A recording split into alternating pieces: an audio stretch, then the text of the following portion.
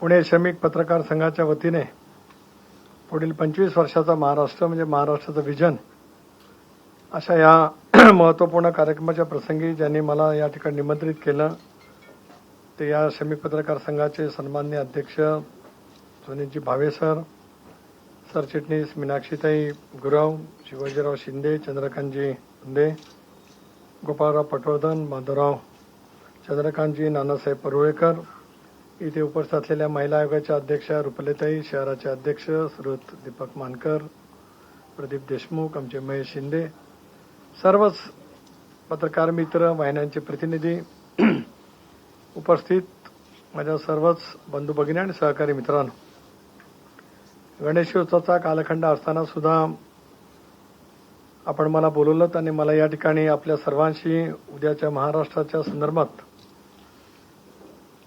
माझं मत मांडण्यासाठी संधी उपलब्ध करून दिली त्याच्याबद्दल भावेसाहेब आपल्या आणि आपल्या सर्व सहकाऱ्यांचा मी मनापासून या ठिकाणी आभार मानतो.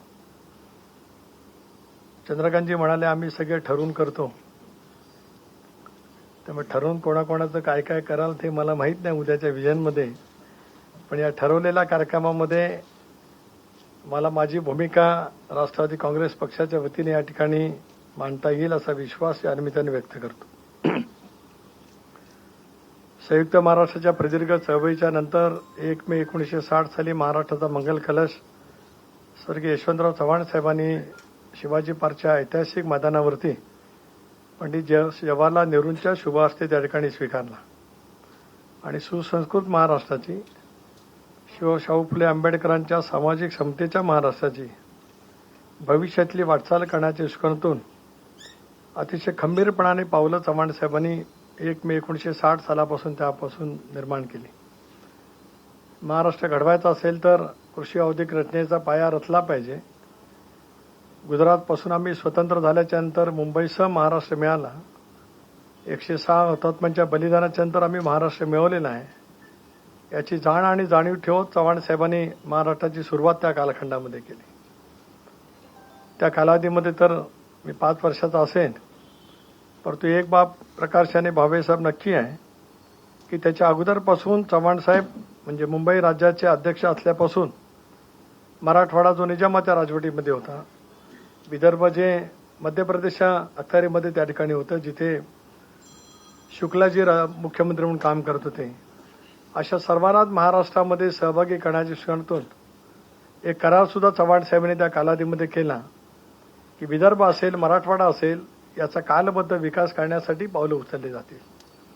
आणि आज मला खचितच या गोष्टीने सांगितलं पाहिजे की जवळपास 64 वर्षाचा कालखंड गेल्याच्या नंतर तशा पद्धतीची पावलं राज्य सरकारने निश्चितपणाने उचलली आणि या समानतेच्या भूमिकेतून महाराष्ट्र चांद्यापासून बांद्यापर्यंतचा महाराष्ट्र आज एकोप्याने, सामंजस्याने त्या ठिकाणी गौरवशाली पद्धतीने वाटचाल करतोय. हा खरं तर शिवरायांच्या महाराष्ट्राचा एक तऱ्हेचा अभिमानपूर्वक उल्लेख या निमित्ताने मी करतोय. चव्हाण साहेबांना मिळालेला कालखंड 2 वर्षाचाच होता. चीनचं आक्रमण झाल्याच्या नंतर पंडित जवाहरलाल नेहरूंनी चव्हाण साहेबांना दिल्लीला बोलवलं. ते गेले त्या कालखंडामध्ये मग मारुतराव कन्नमवार काही काळ होते. त्याच्यानंतर वसंतराव नाईक साहेबांच्याकडे त्यांनी मुख्यमंत्री पदाची सूत्र दिली आणि 11 वर्ष नाईक साहेबांनी मुख्यमंत्रीपद स्वीकारलं. नाईक साहेबांच्या नंतर शंकरराव चव्हाण राज्याचे मुख्यमंत्री झाले. 78च्या 77च्या आसपास लोकसभेच्या निवडणुकीमध्ये दारुण पराजय झाल्याच्यानंतर वसंतदादा राज्याचे मुख्यमंत्री झाले. दादांच्या सरकार नेतृत्वाखाली सरकार 78चं निवडणुकीला सामोरं गेलं, पण त्यानंतर काँग्रेस आणि त्यावेळच्या रेड्डी काँग्रेसचं संयुक्त सरकार आलं. ते फार काळ टिकलं नाही म्हणून शरद पवार साहेबांचं पुलंच सरकार आलं. ते 2-2.5 वर्ष राज्यभरामध्ये काम करत राहिलं. राष्ट्रपती राजवट महाराष्ट्रामध्ये आली. बॅरिस्टर अंतुले साहेब त्याला राज्याचे मुख्यमंत्री 80ला झाले. अंतुले साहेबांच्या कारकिर्दीच्या नंतर बाबासाहेब भोसले मुख्यमंत्री झाले. बाबासाहेब भोसलेच्या नंतर स्वर्गीय वसंतराव दादा राज्याचे मुख्यमंत्री दुसऱ्यांदा झाले. 85च्या निवडणुकीला राज्य सामोरं गेल्यानंतर पुन्हा वसंतराव दादा राज्याचे मुख्यमंत्री झाले. काँग्रेसच्या श्रेष्ठीने दादांना न मानता प्रदेशाध्यक्ष दुसऱ्या निवडल्याच्या नंतर स्वाभिमानाने वसंतदादांनी राजीनामा दिला आणि शिवाजीराव निलंगेकर राज्याचे मुख्यमंत्री झाले. निलंगेकरांच्या नंतर पुन्हा शंकरराव चव्हाण साहेब राज्याचे मुख्यमंत्री झाले. चव्हाण साहेबांच्या नंतर पुन्हा शरद पवार साहेब राज्याचे मुख्यमंत्री झाले. 90च्या निवडणुका पवार साहेबांच्या नेतृत्वाखाली लढल्या गेल्या. 91ला ते देशाचे संरक्षण मंत्री झाले आणि मग सुधाकरराव नाईक मुख्यमंत्री झाले. सुधाकरराव नाईकांच्या नंतर पुन्हा पवार साहेब चौथ्यांदा राज्याचे मुख्यमंत्री झाले. 95ला पहिल्यांदाच बिगर काँग्रेसचं सरकार राज्यामध्ये आलं. मनोहर जोशी मुख्यमंत्री, गोपीनाथराव मुंडे उपमुख्यमंत्री झाले, नारायणराव राणे मुख्यमंत्री झाले. त्यानंतर लोकशाही आघाडीचं सरकार आलं, विलासराव मुख्यमंत्री झाले, भुजबळ साहेब उपमुख्यमंत्री झाले आणि 2003ला सुशीलकुमार शिंदे साहेब मुख्यमंत्री झाले, विजयसिंग मोहिते उपमुख्यमंत्री झाले. 2004ला पुन्हा विलासराव मुख्यमंत्री झाले, आर पाटील उपमुख्यमंत्री झाले.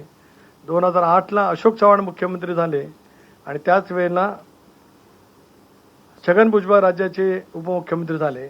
2009ला पुन्हा अशोक चव्हाण मुख्यमंत्री झाले, भुजबळ उपमुख्यमंत्री झाले. 10ला अशोकराव गेले, पृथ्वीराज चव्हाण मुख्यमंत्री झाले, अजितदादा उपमुख्यमंत्री झाले. 14ला पुन्हा देवेंद्र फडणवीस मुख्यमंत्री झाले. तो त्यांचा 5 वर्षाचा कालखंड झाला आणि 19 नंतर काय ते तुम्ही इथं सांगितलेलं आहे. त्यामुळे मी चुकत नसेल तर सगळ्या मुख्यमंत्र्यांची नावं ओळीने त्या ठिकाणी घेत या सर्व नेतृत्वाने महाराष्ट्राला दिशा देण्याचं काम केलं. हे मी का सांगितलं की उद्याचं व्हिजन ज्याला आम्ही सांगू त्याला ज्याने महाराष्ट्राचं नेतृत्व त्यांच्या नजरेतून उभं केलं,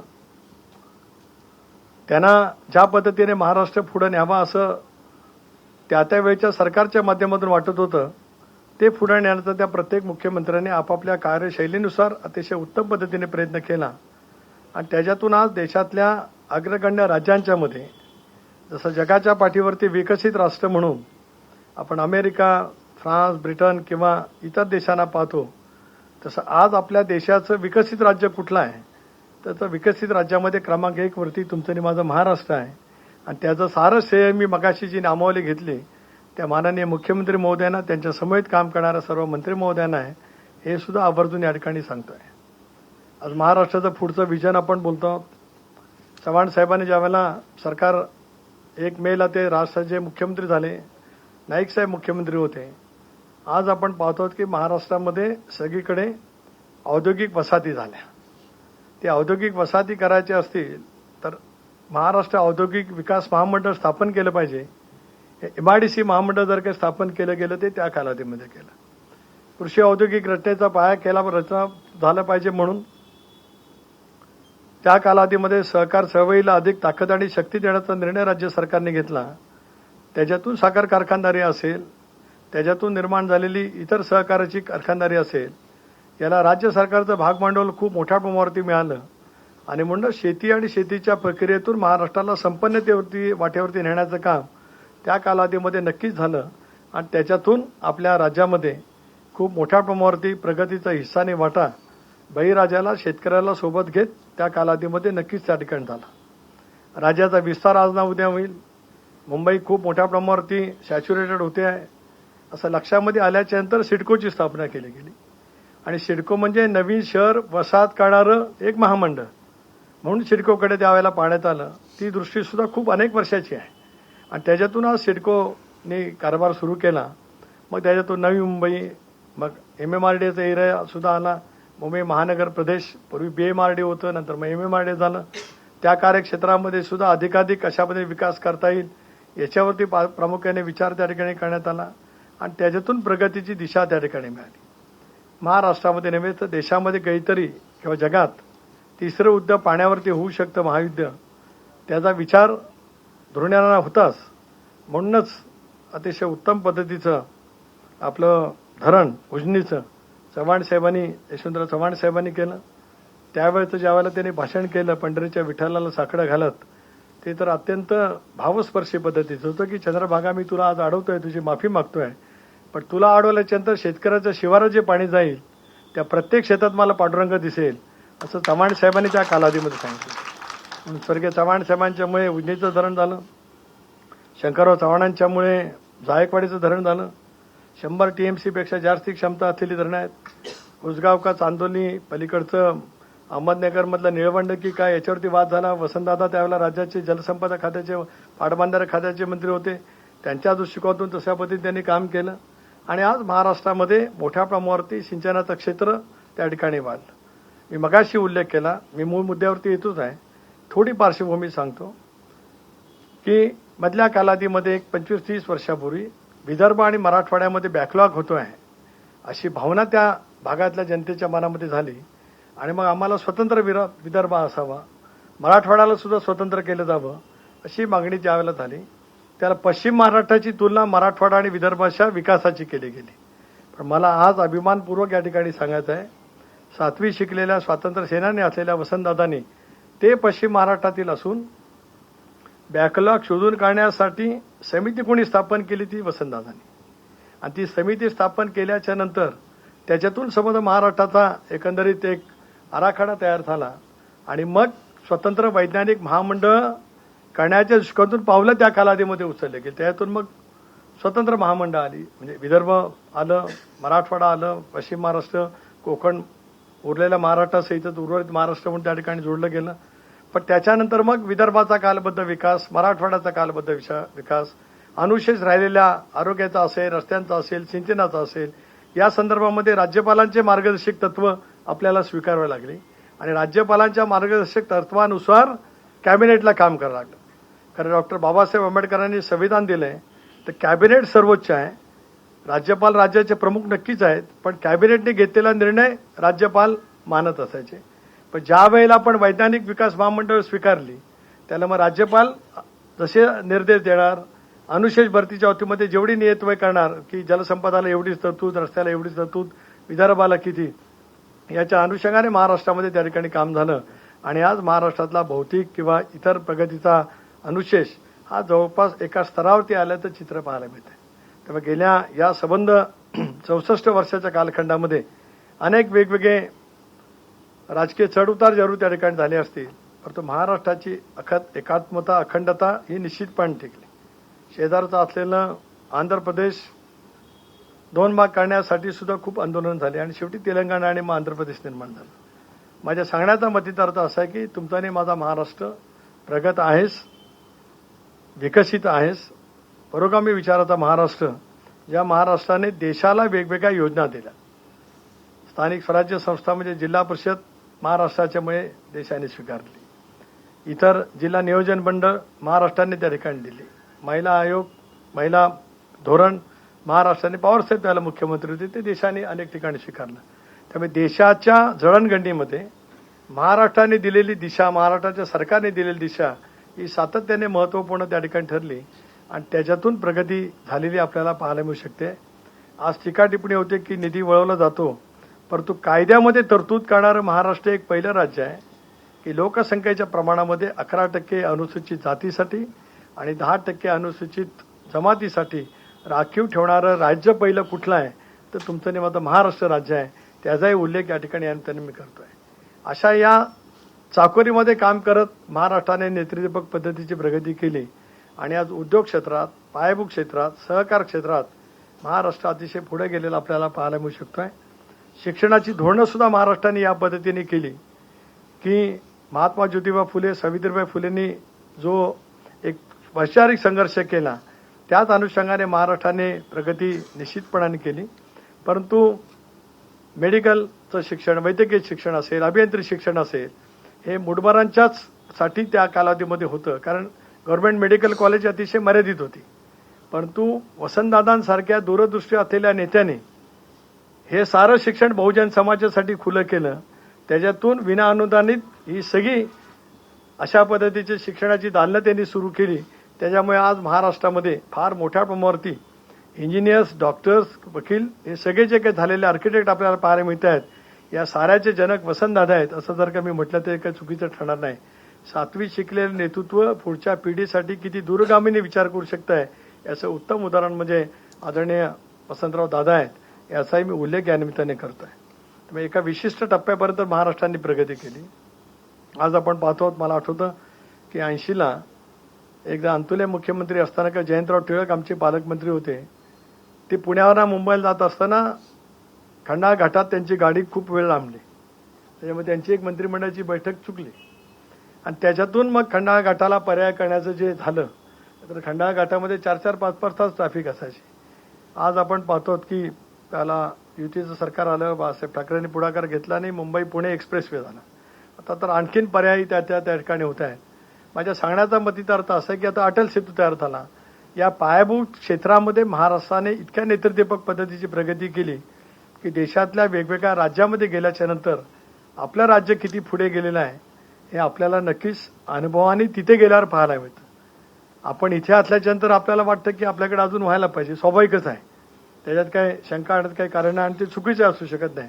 पण इतर राज्यांच्या मध्ये गेल्याच्यानंतर आपल्या राज्यांनी किती प्रगती पथावरती पुढे गेलं आहे. पायाभूत क्षेत्रामध्ये, शेती आणि शेतीवरच्या पूरक व्यवसायामध्ये, औद्योगिक क्षेत्रामध्ये, वेगवेगळ्या कारखानदारीमध्ये, गुंतवणुकीमध्ये, परकीय गुंतवणुकीमध्ये किंवा बांधकामाच्या व्यवसायामध्ये. मी आठवतं मागाशी उल्लेख केला चंद्रकांतजींनी की मी पुण्यात शिकलो, ते साल होतं 72-73. त्याला मी फर्ग्युसन कॉलेजमध्ये होतो. त्याला सायकल 10 पैसे तासाला मिळायची आणि सायकलवरती पुण्यात फिरणं हाच त्यावेळेला कॉलेज विद्यार्थ्यांचा आनंद होता. म्हणजे आम्ही विद्यार्थीच फिरायचो ना, तर तुम्ही म्हणा आणखीन कोण फिरायचं, तसं काय नव्हतं, पण तेवढ्याच याच्यांना फिरायचं. पण आज इतक्या पद्धतीने पुणे बदललंय की बदललेल्या पुण्यातून वरून ज्या वेळेला प्रवास कधी काळी होतो त्याला सिमेंट कॉन्क्रीटचं उभं राहिलं जंगल सुद्धा पुण्याच्या रूपाने पाहायला मिळतं.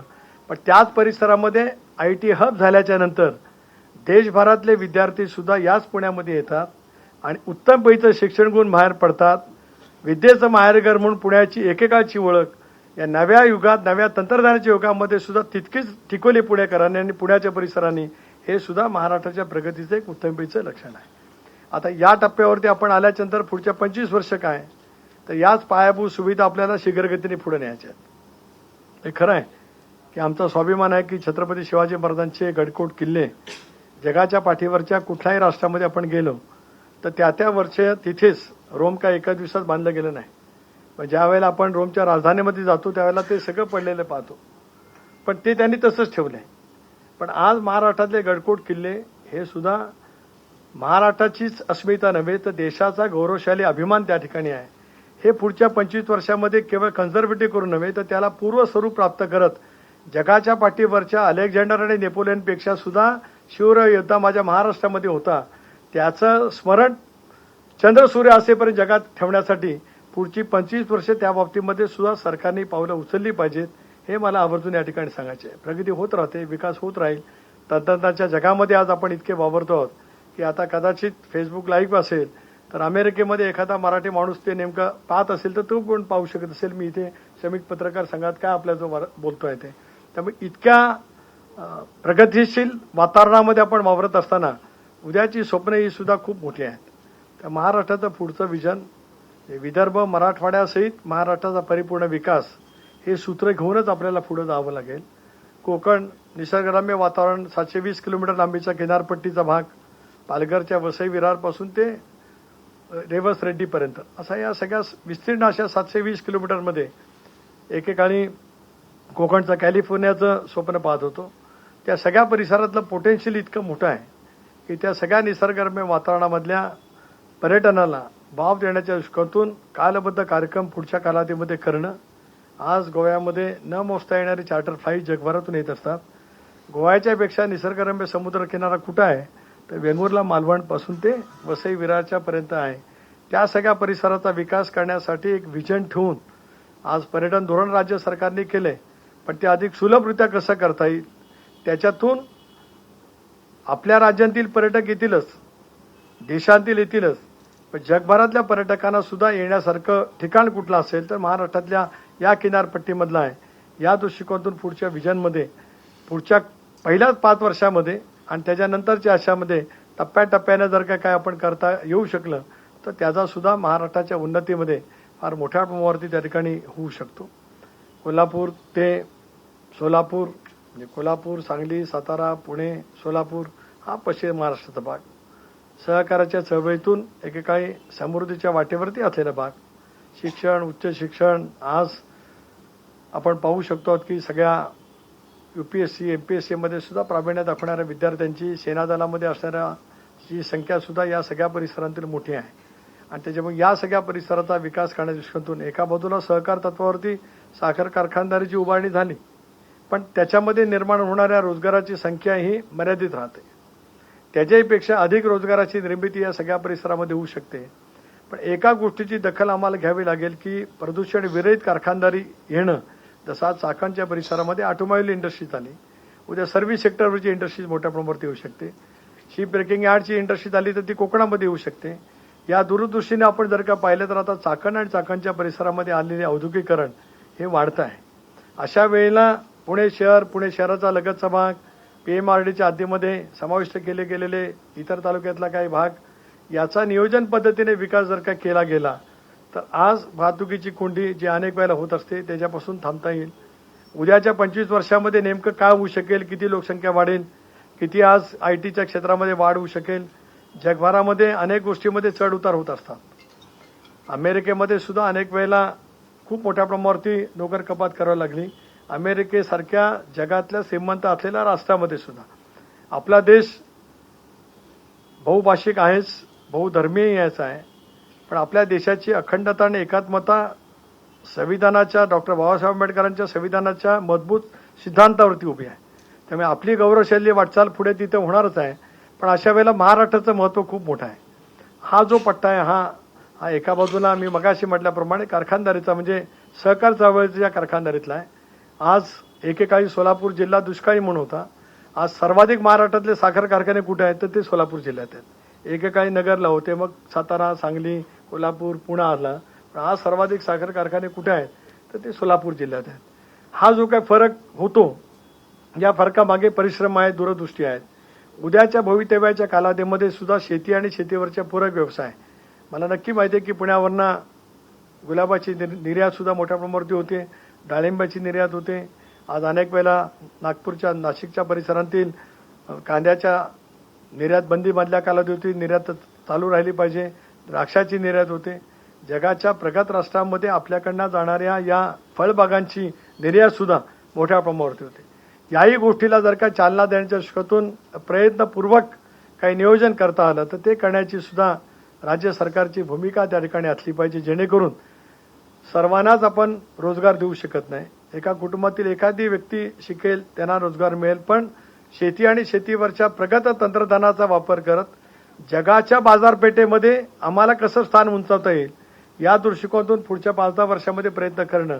ज्या वेळेला 75 वर्ष आपल्या राज्याला होतील त्यावेळेला आज पंजाब, हरियाणा गहू आणि तांदळाच्या उत्पादनामध्ये, निर्यातीमध्ये कदाचित जास्त असेल, पण अशा पद्धतीचं नियोजन, व्हिजन व्हावं की सर्वच अन्नधान्याच्या, कृषी उत्पन्नाच्या निर्यातीमध्ये माझा महाराष्ट्र प्रथम क्रमांकावरती येण्यासाठी ते व्हिजन पुढे ठेवलं तर बळीराजा शेती आणि शेतीवरच्या पूरक व्यवसाय आणि तरुणाई सुद्धा शिकेल, पण ती आपल्या शेतीकडे वळेल.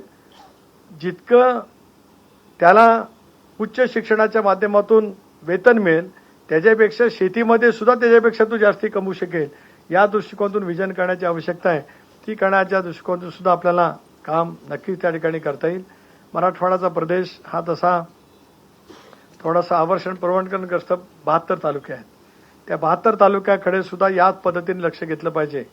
आता कृष्णेचं पाणी मराठवाड्यामध्ये नेणं, लवादाच्या वाटपानुसार आपल्याला जे पाणी उपलब्ध झालंय ते शेवटी कमी प्रदेश असलेल्या भागामध्ये सुद्धा नेण्याची आवश्यकता आहे. जसं मधल्या कालावधीमध्ये सह्याद्रीचं पाणी सगळं खाली माझ्या कोकणामध्ये जातं. एकट्या वशिष्ठी नदीतून 67 TMC पाणी जातं कोयनेचं वीज उत्पादन केल्यावर. ते पाणी तिथेही थांबवून तिथेही कोकणामध्ये त्याचा वापर करता येईल आणि त्याच्यातलं उरलेलं पाणी सुद्धा पश्चिम महाराष्ट्रामध्ये खेळवता येईल. आज माझ्याकडे बारमाही पाणी वाहते कुंडलिका नदी, तिथे मुळशीचा डॅम आहे. तिथे जे आहे ते पाणी चालू ठेवावंच लागेल, कारण ते पाणी बंद केलं तर मला परवडणार नाही आणि ते मी कधी होऊन देणार नाही. पण तिथे अतिरिक्त जे काही पाणी होतंय ते आपण इकडे खेळू शकतो. इथून आपल्याला मराठवाड्याच्या दुष्काळी परिसरामध्ये सुद्धा नेता येऊ शकत आहे. त्याही परिसरामध्ये जर का आपण साकल्याने विचार केला तर तिथे सुद्धा खरीपाचं पीक, तिसरं घेतलं जाणारं पीक, त्याही फळबागांच्या मध्ये उत्पादन करणारा शेतकरी वर्ग मोठा आहे. आज आपण पाहिलं तर पुण्यापासून ते कोल्हापूरपर्यंत एक समृद्ध पट्टा आहे. पण तरी सुद्धा मी दावा करू शकतो की महाराष्ट्राच्या प्रशासन सेवेमध्ये मराठवाड्याची संख्या जास्ती आहे. मराठवाड्यातली मुलं पुण्याला येतात, MPSC होतात, UPSC होतात. आजही महाराष्ट्राच्या प्रशासन सेवेमध्ये अधिकाधिक अधिकारी कुठले आहेत, जे माझ्या माहितीप्रमाणे, मी कदाचित चुकत असेल तर मला माहीत नाही, पण महाराष्ट्रातल्या अधिकाऱ्यांची जर का आपण यादी पाहिली तर ती मराठवाड्यातली. एका बाजूला मराठवाडी दुष्काळी मागासलेला म्हणून बनला गेला, पण शिक्षणाच्या क्षेत्रामध्ये पुण्यामध्ये येऊन शिकले आणि ते मोठे झाले.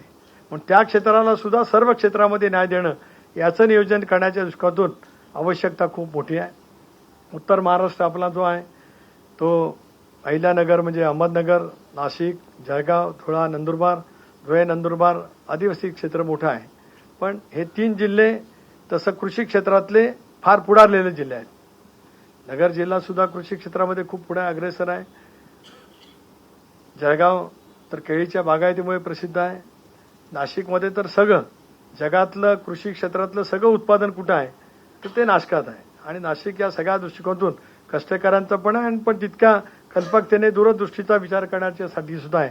त्या सगळ्या परिसरामध्ये सुद्धा एका वेगळ्या पद्धतीने विचार करत गेला. कारण हे सगळे प्रादेशिक विभाग ती प्रादेशिक अस्मिता प्रत्येकाची असली तरी महाराष्ट्राचा अभिमान हा एकमेव सर्वांच्या मनामध्ये आहे. पण त्या त्या परिसरामध्ये असलेलं भौगोलिक स्थिती, हवामान आणि मग तिथे असलेलं मातीचं परीक्षण करत शेती आणि शेतीवरच्या पूरक व्यवसायासाठी जर काय वेगळं नियोजन करता आलं तर त्याचा सुद्धा फायदा नक्कीच होऊ शकतो. पुढच्या 25 वर्षाच्या नियोजनात आम्ही असणारच आहोत, काळजी करू नका. चंद्रकांत जरी काही बोलले तरी विधानसभेनंतर काही आता पहिले सर्वे येवत 7-12 जागा का आणखीन काय असतील त्याच्यावरती मात करत आम्ही डिसेंबर-नोव्हेंबरमध्ये 26 नोव्हेंबरच्या आत पुन्हा सत्तेवरती येऊ. त्याच्यात माझ्या मनामध्ये शंका काय कारण नाही. पण त्या 5 वर्षामधला तो कार्यक्रम नाही. आता विदर्भ सुद्धा पूर्व विदर्भ, पश्चिम विदर्भ. पूर्व विदर्भाच्या भागामध्ये पाऊसही भरपूर पडतो, पश्चिम विदर्भामध्ये कमी आहे. पण त्या त्या प्रादेशिक विभागातली सुद्धा गुणवैशिष्ट्य वेगवेगळे आहेत. बुलढाणा, अकोला या सगळ्या परिसरामध्ये आपण गेलो तर तिथली आहेत. पलीकडे भंडारा, गोंदियापासून नागपूर, वर्ध्यापासून आपण गेलो तर तिथली वैशिष्ट्य वेगळी आहे, तिथली पीक पद्धती वेगळी आहे. त्या सगळ्या पीक पद्धतीचा विचार करत तिथे नियोजन करणं. आज नागपूरच्या परिसरामध्ये जे काय कारखानदारी येते, गडकरी साहेबांसारखं एक दर्शनी नेतृत्व आहे, ते सुद्धा आज संबंध पायाभूत सुविधा आपल्या राज्यामध्ये मोठ्या प्रमाणावर निर्माण करतायत. अशा वेळेला त्या ठिकाणची कारखानदारी आज आपण बघतो की गोल्डन ट्रायंगल म्हणून मुंबई, पुणे आणि नाशिक असा गोल्डन ट्रायंगल इंडस्ट्रियल भाषेमध्ये म्हटला जातो. आज हळूहळू कारखानदारी का होईना पण नागपूरच्या पलीकडे परिसरात जायला लागली. छत्रपती संभाजीनगरच्या परिसरामध्ये सुद्धा कारखानदारीचा विकास होतो आहे. स्कोडाची कारखानदारी सुद्धा उत्पादन त्या सगळ्या परिसरामध्ये गेलं. याचा अर्थ असा की आता एकेकाळी मागासलेले भाग म्हटलेल्या भागामध्ये सुद्धा उद्योजक, मोठे उद्योजक सुद्धा आता उद्योग करण्यासाठी जात आहेत. पण उद्योग प्रवण वातावरण निर्माण करण्याची जबाबदारी सुद्धा ही सर्वांची सामुदायिक येते. उद्योगाला सुद्धा असं वाटलं पाहिजे उद्योगपतींना की मी उद्योग नेल्याच्या नंतर तिथे सामंजस्य चांगलं राहील. कारण शेवटी कामगारांचे हित हेही जपले गेले पाहिजेत. पण कारखाना आला तर कामगार होतील, कारखाना टिकला तर कामगारांचं हित राहील. पण कोणी उद्योगपती कामगारांच्या वरती सुद्धा अन्याय करणार नाही याची जबाबदारी घ्यावी लागते. हे शेवटी टू अँड फ्रो आहे, काय वन वे ट्रॅफिक नाही.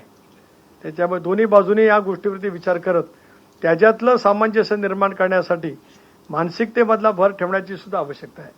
परकीय गुंतवणूक आपल्या राज्यामध्ये आणणं, परकीय गुंतवणुकीला अनुकूल वातावरण तयार करणं. अनेक वेळेला असं वाटतं की बाबा वाढवणचं बंदर करावं की न करावं. मच्छीमारांना वाटू शकतं की होता कामा नये. कारण माझ्याकडे दिघी पोर्ट आहे, तिथले माझे परंपरागत मच्छीमार व्यावसायिक आहेत, दिघीला आहेत, पलीकडे आगरदांड्याला आहेत, त्याच्या बाजूला तुरमाडे म्हणून गाव आहे तिथे आहेत, गुडगाव मच्छीमार आहेत. स्वाभाविकपणे ज्यावेळेला मोठ्या बार्जेस येतील त्याला त्यांचा मच्छीमाराचा व्यवसाय जाईल. त्यांना कॉम्पेन्सेट करून त्यांना त्याच पोर्टमध्ये आपण सामावून घेतलं तर आपोआपच मार्ग निघू शकतो. आज वाढवणच्या एका बंदराने काही लाख रोजगाराची निर्मिती होऊ शकते. ही थेट होते आणि कळत न कळत म्हणजे इनडायरेक्टची सुद्धा रोजगाराची निर्मिती खूप मोठ्या प्रमाणावर असते. जसं नवी मुंबई आंतरराष्ट्रीय विमानतळ आहे, ते आहे रायगडमध्ये. पण ते मुंबई नावशिवाय जगभरामध्ये मुंबईच प्रसिद्ध आहे. त्याला जर का आम्ही म्हटलं असतं की रायगड तर ते जगातले पर्यटक तिथं आले असते की नाही माहिती नाही. रायगडच आहे. मुंबई ही इतकंच रायगडचं महत्त्व शिवाजी महाराजांच्यामुळे मोठं आहे. पण शेवटी त्याला नाव नवी मुंबई द्यावं लागलं एवढ्यासाठीच कारण जगभरातलं आंतरराष्ट्रीय विमानतळ मुंबईचं ते तिथं होणार आहे. त्याच्या अनुषंगाने भोवतालचा परिसर आपोआपच वाढत गेला. असं डायनामिझम हे असं असतं की एका प्रत्येक गोष्टीवरती अनेक गोष्टी होत असतात. आता तामाणी घाटचा रस्ता आता चांगला झाला. स्वाभाविकच मुळशीपासून ते माझ्या गावापर्यंत जमिनीचे स्तर वाढत गेले, वेगवेगळे रिसॉर्ट येत गेले, वेगवेगळे हेल्थ रिसॉर्ट येत गेले. आपोआपच शेवटी याही गोष्टी आवश्यक असतात. अलीकडे आपण हेल्थ कॉन्शियस झाल्यामुळे त्याच्या दृष्टिकोनातून सुद्धा पोषक वातावरण कसं तयार करणं याच्यावरती सारं काय अवलंबून राहतं. हिमालयामध्ये जाऊन तब्येत दुरुस्ती होऊ शकते, पण सह्याद्रीच्या कुशीत हिमालयापेक्षा सुद्धा चांगली दुरुस्त होऊ शकते. असं वातावरण तयार करण्यामध्ये पुढच्या काही वर्षामध्ये नियोजन पद्धतीने पावलं उचलली तर त्याचाही लाभ पुढच्या भवितव्यासाठी नक्की त्या ठिकाणी होऊ शकतो. आव्हानं खूप मोठी आहेत.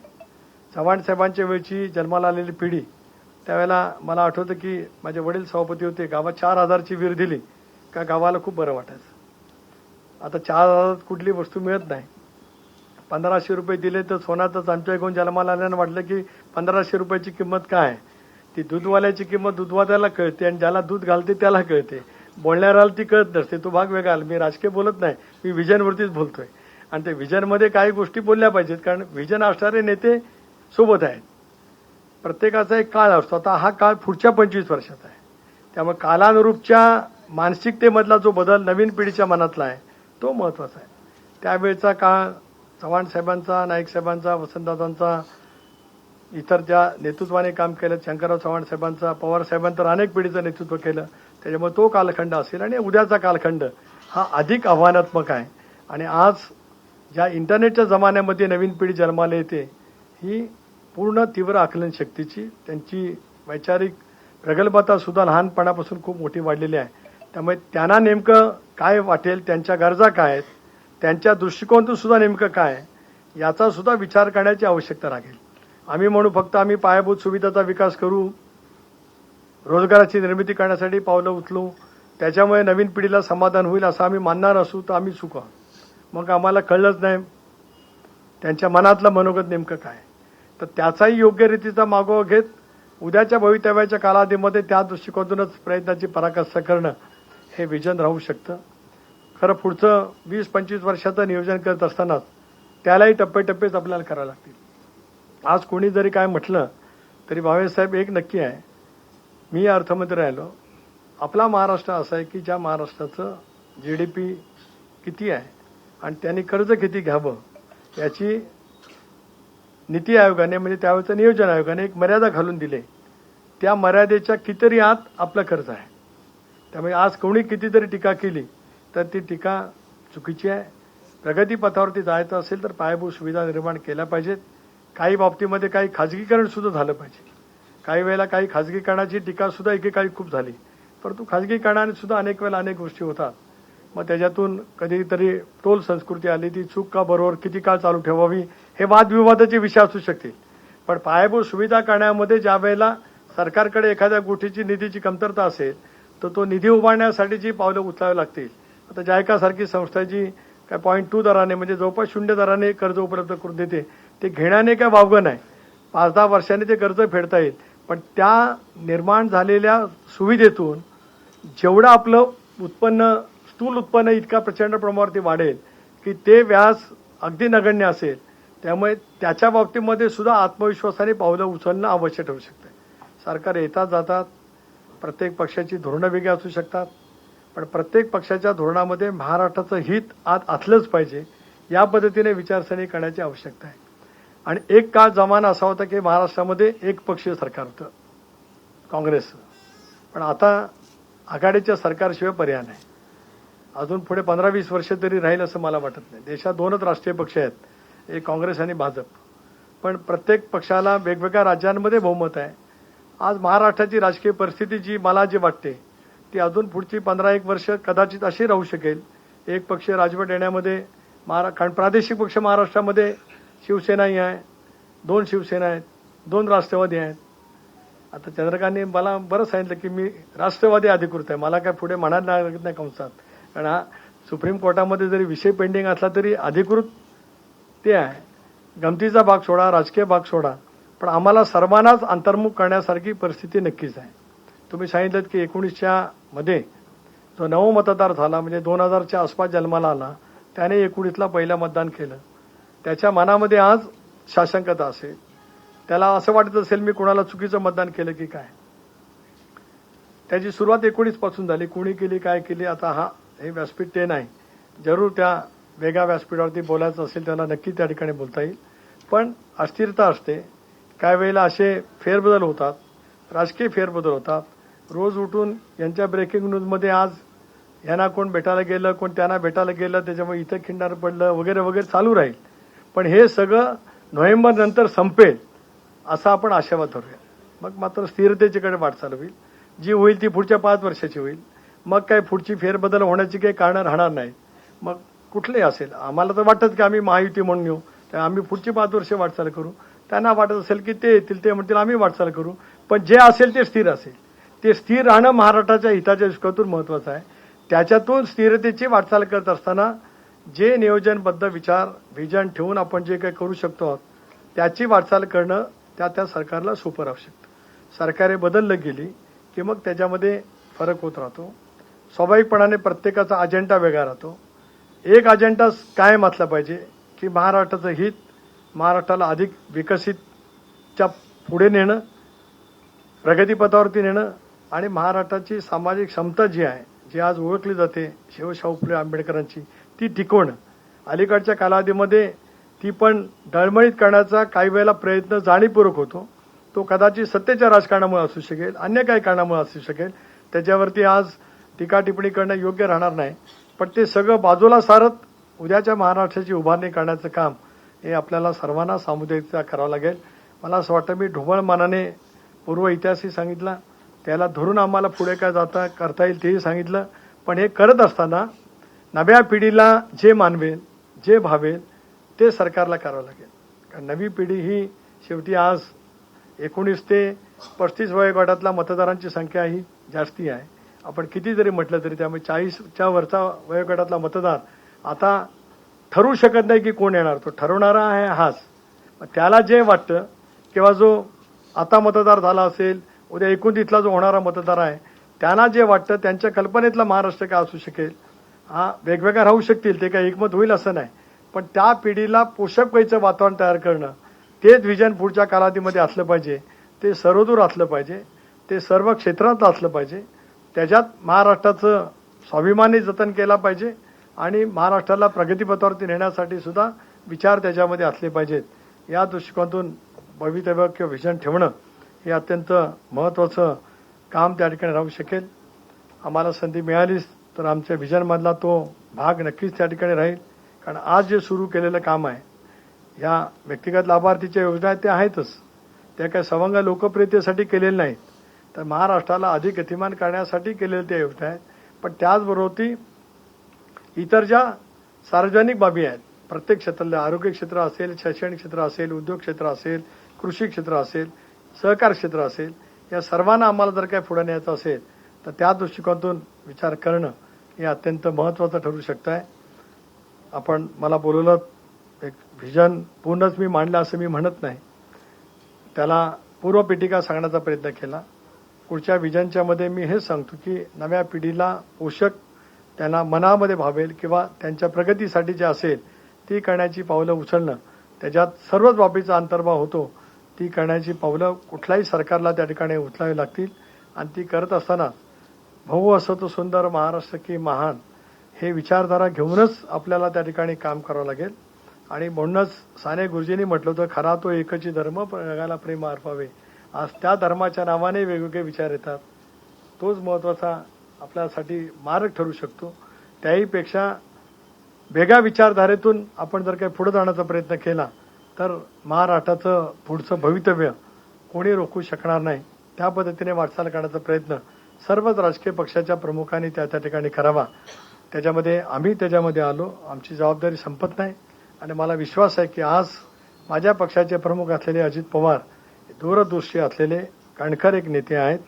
त्यांच्याकडे व्हिजन आहेच, पण परिश्रमपूर्वक प्रशासनाची त्यांची विलक्षण हातोटी गेल्या अनेक वर्षामध्ये मी जी कुठे पाहिली नाही ती त्यांच्यामध्ये, मी त्यांच्याकडनं काय आता मला काय घ्यायचं आहे म्हणून मी इथे बोलत नाही, तर ओघाओघाने जे आहे ते सत्य आहे तेच त्या ठिकाणी सांगण्याचा प्रयत्न करतो आहे. आणि मग इतरही नेते मंडळी आहेत, सहयोगी पक्षाचे आहेत, आम्ही आमच्या पद्धतीने ते नियोजन करण्याचा प्रयत्न करू. इतरांनाही काही वेळेला काही प्रसंग असे असतात की विरोधकांनाही विश्वासात घेऊन काही वेळेला काम करावं लागत असतं. अलीकडे ती दरी वाढली, ती दरी कमी झाली पाहिजे. सत्तारूढ आणि विरोधक हे सभागृहातल्या परस्परांच्या धोरणाच्या बद्दल टीका करण्यासाठी जरूर असावेत. व्यक्तिगत जर काही ते एकमेकाशी दूर गेले तर ते महाराष्ट्रासाठी सुद्धा योग्य ठरणार नाही. ती जी विलक्षण पद्धतीचं एक विरोधक आणि सत्तारूढ पक्षामधलं जवळीक चव्हाण साहेबांनी निर्माण केली होती, अनेक नेत्यांनी त्यांच्या कालखंडामध्ये जपली, ती पुढे सुद्धा जर का आपण जतन करण्याचा प्रयत्न केला तर अतिशय समृद्ध महाराष्ट्र निश्चितपणाने आपल्याला घडवता येईल. माझी आपल्याला विनंती राहील, आणि आपण सगळेजण शोधपथकातील आहात आणि अभ्यासू सुद्धा आहात, आपणही काही बाबतीमधल्या सूचना असतील, कारण आता मलाही माझा जाहीरनामा करावा लागेल पक्षाचा, त्याच्यामध्ये आपल्या काही सूचना असतील थेटही करू शकता, प्रत्यक्ष अप्रत्यक्ष दोन्ही मुभा आहेत. प्रत्यक्ष केल्याने मला चांगलंच आहे, काही वेळेला प्रत्यक्ष करण्याने तुम्हाला अडचण असेल तर अप्रत्यक्ष करा मैत्रीच्या नात्याने, की जे करून आम्ही आमच्या याच्यामध्ये सुद्धा त्याच्यामध्ये अंतर्भाव करू शकू. पण जे जाहीरनाम्यामध्ये देऊ ते लोकांच्यासाठी करण्याचं काम तितक्याच विश्वासार्हतेच्या नात्यातून आम्ही करण्याचा प्रयत्न नक्कीच करू. एवढंच आज या ठिकाणी यानंतर सांगतो की मगाशी म्हटलं ते वरुणराज भिडे त्यांच्या स्मृतिदिनाच्या निमित्ताने कार्यक्रम असतो, तो इथेच आला होता. त्यावेळेला मी एकदा आलो होतो. नंतर एक पत्रकारांचा सन्मानाचा कार्यक्रम झाला, त्याला निखिलजी वागे होते, त्याला इथे आलो, आणि आज तिसऱ्यांदा तुम्ही मला बोलवलंच. असंच नेहमी बोलवत राहाल राष्ट्रवादीचा अध्यक्ष म्हणून, अशी अपेक्षा व्यक्त करतो. आपल्या सर्वांचे आभार, धन्यवाद. जय हिंद, जय महाराष्ट्र.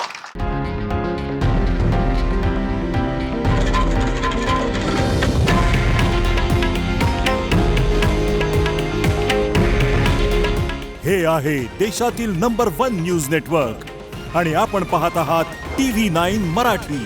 काळजी तुमची, हित महाराष्ट्राचं.